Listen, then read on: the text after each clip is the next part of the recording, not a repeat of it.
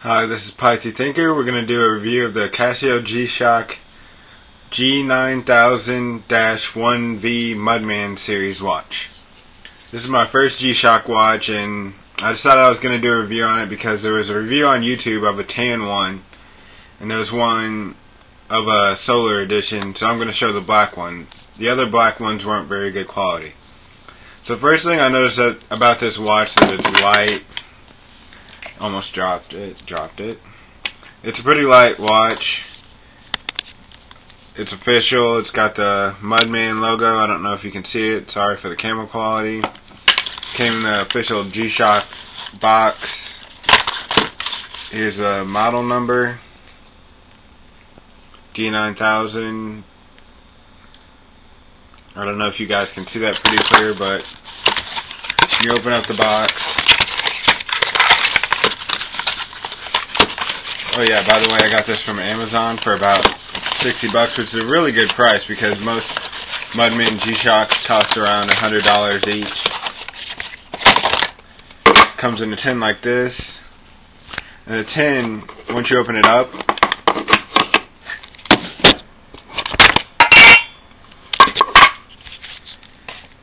it's got a little cover thing. The thing that the watch goes around. It's kind of cheap, but it keeps the watch safe. We've got a model number book. It's so thick. Don't be alarmed by this because there's a bunch of different languages. Like,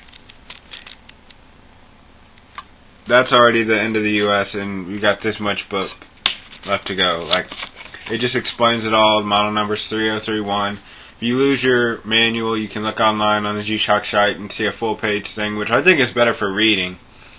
But yeah, we'll get on to the watch. This is the case. Nothing on the bottom. It's just really nice quality.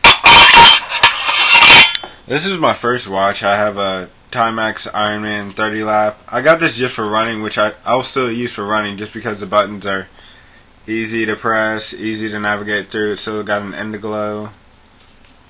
And the problem with this band, I have like an allergy to stainless steel case backs. I can only have silver, so I couldn't really wear this one long without like getting a mark on my hand. What I love about the G-Shock Mudman is that it's got these little rubberized grips on the bottom, and this lifts the watch up off your feet. The feet lift the watch up off your wrist, and it's just really good. Like, it doesn't touch my hand with the stainless steel part at all. And I haven't had any rashes yet, and I've worn this watch for about 2 weeks.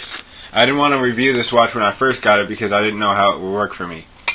Overall, it's pretty small, like smaller than like the King G-Shock model watch or the Frogman series.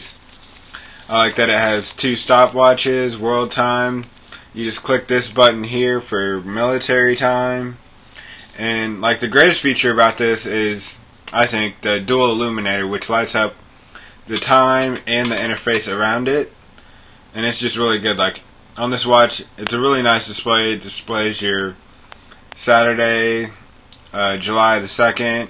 Over here I have it in military time, which you can't tell until after 12. And it's got flash alert in this corner that if you set it, when an alarm goes off, it'll flash. It's got world time in about 38 different cities. The only thing I really hate that people review about this watch is that they complain about how the buttons are hard to push because they're coated in rubber, because this watch is mud resistant, so it's supposed to withstand stuff like that. So for a little bit of protection, I sacrifice the ease of pushing buttons. Like on this watch, you can just easily click through them, and I won't really need this for serious timing. Like if I was to use a stopwatch when I'd run, I'd just use my Timex Ironman, but for this, it'll just work for anything else. My only regret about this watch is that possibly I didn't get the solar version, which is rechargeable, because I know that this watch, the way it's just durable, it'll last me a long time, and once I go to replace it, I'll probably get the solar one, because the battery will not outlast the protection of the watch, because they're listed for about 3 years, but you reckon 3 years, how long is this battery, like, since it's been manufactured, how long it's sat on the shelf or anything? Like, you can't really tell unless it's like a brand new battery and they install it at the store, which I haven't seen that yet. If anybody knows, let me know. I've heard that they last longer than 3 years, but a solar watch, one that charges by itself, as long as you have direct sunlight, it's fine. But, yeah, I'll just deal with this. I wish I could show you guys the dual illuminator, which I'll try. I have on this lamp right here just to show you more detail on the watch, hopefully, because this camera's so crappy. Here's about as lights off as I can get it, and here's your dual illuminator.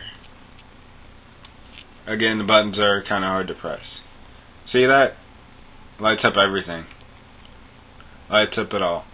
Another thing I like about this watch is the wrist tilt option. Like when you hold the top button for about 5 seconds. I can't get a good grip on it.